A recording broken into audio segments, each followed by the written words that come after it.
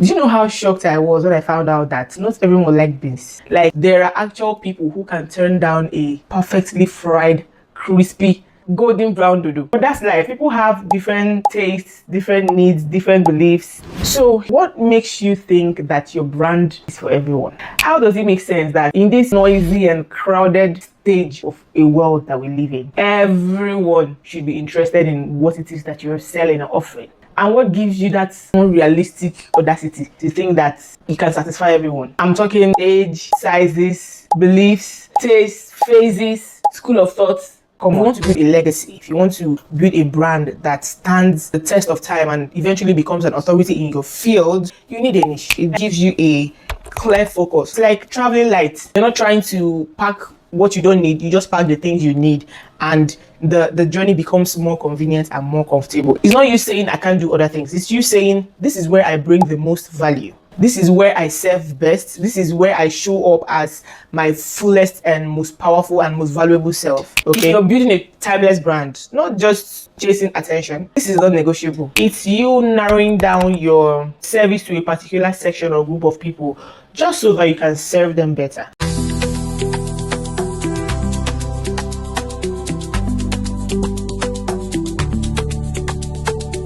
Why do you need a niche? Why do you think it is important to specify or narrow down who exactly your product or service would be for? Number one reason is that people pay more attention when you're specific. Let's be honest, right? There is a lot of noise out there. The online community is buzzing, like it's so noisy. And everyone is doing something, right? Everyone is creating, everyone is selling, everyone is offering something, everyone is offering discounts. Temu literally just palmed all our phones with their adverts. Everyone wants your attention. Everyone is even giving you something free now. They'll tell you, oh, download this, is for free. How do you ensure that you're grabbing the attention of the people who you want to reach without shouting too loud? Okay, because even shouting too loud is not a guarantee that your target audience would hear you if you're not tailoring, if you're not shouting in the room where they are. Okay, now number two reason why you need a niche is that it increases your efficiency. One of the biggest wins about having a niche is that you stop doing the most and start doing what actually matters, right? You no longer waste energy trying to be everything for everyone.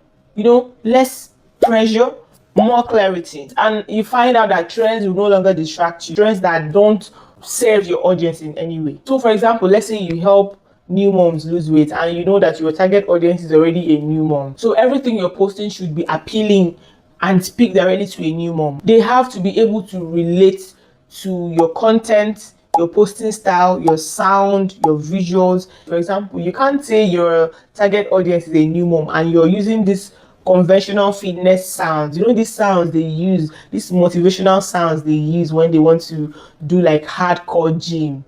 Like I don't know if you guys know this, what's this guy's name on Insta? Ashton Hall, who is very popular for running with his dog, and they're using this hardcore sound. I don't know if you guys, or there's this other guy who is always using this motivational speech where people are shouting, you have to get up, you have to wake up in the middle of the night, you have to wake up in the morning, you have to run, just do it. And you're targeting new moms and you want to shout on their ear to wake up 5 a.m. For what? Somebody that has not even caught a sleep, that has not slept a wink since giving birth, and you're shouting on her, you have to get up, you have to do it, wake up in the morning. No.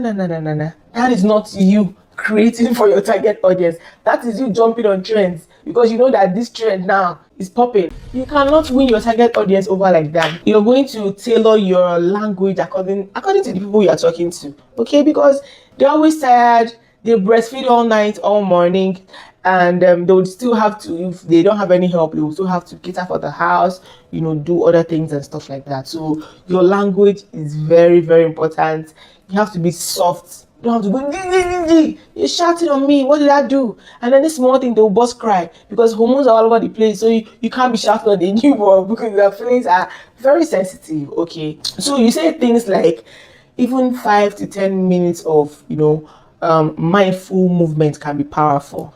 Let's work with your routine, let's work with your energy, not against it. Slow and steady. You don't have to starve. we'll create a workout routine around your already existing activities and things like that. You just go soft on them, say things that they can relate to. Because if you tell me as a new mom, then you're going to create, like, I don't have to starve. That's already number one pointer, because I can't starve. I'm breastfeeding, duh. So, and then you're telling me that you want to create the workout routine according to my already existing activities. That's beautiful. That's amazing. So I'm thinking, okay, when I'm pumping, okay, what do I have to be doing to be able to still lose weight? Okay, and stuff like that. So you have to create according to your target audience. So circling back to the point, it helps you be more efficient. So you're no longer chasing trends, using sounds that are all over social media if it doesn't actually speak to your target audience. Plus, you stop chasing every opportunity that comes your way. You already know which one will benefit your people. You know the content that works. You know exactly what they want.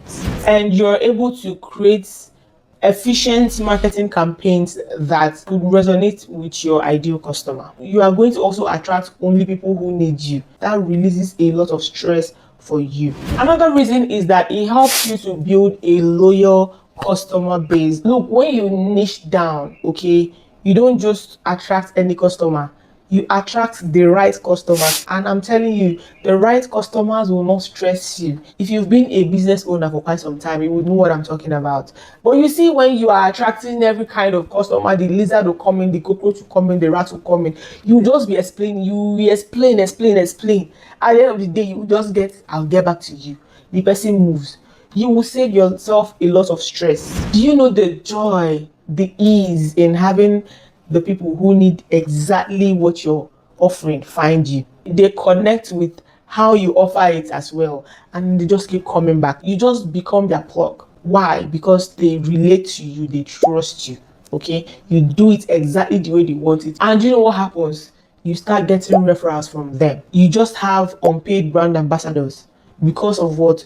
Because you're giving them exactly what they need. They'll just be blowing your trumpets everywhere because they are very happy and satisfied, and they would want their loved ones to be happy and satisfied as well. And if you haven't experienced this in your journey, you need to take this video very seriously so that you'll be able to experience the ease in selling and marketing. When someone chooses your brand and sticks around, it's not it's not by chance.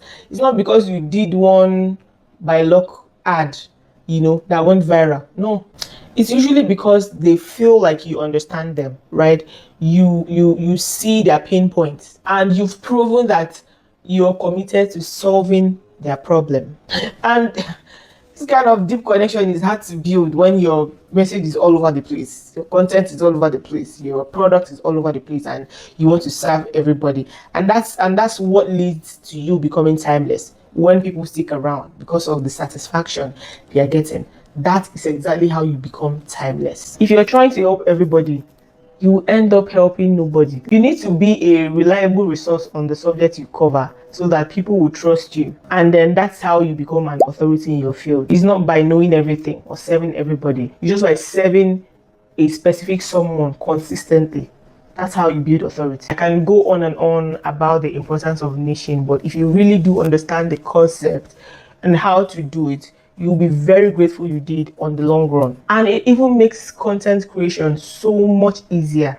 You would stop struggling to go viral when you're clear on who you're helping and how you would help them. Creating content, designing products, writing captions, even choosing the right platform to be on, it all becomes 10 times easier. And it's okay to dabble. It's okay to dabble, start off without knowing your niche. In fact, most people don't. You might experiment, try different things, talk to different people.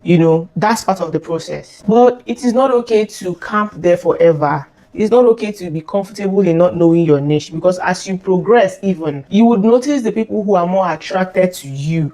You would notice the people who relate more to your content and the kind of people who keep coming back for more. You're going to notice who needs your service the most and who is more happy with your product or service. Okay, so by all means, don't remain in the nicheless gang. You can start off from there, but don't remain there.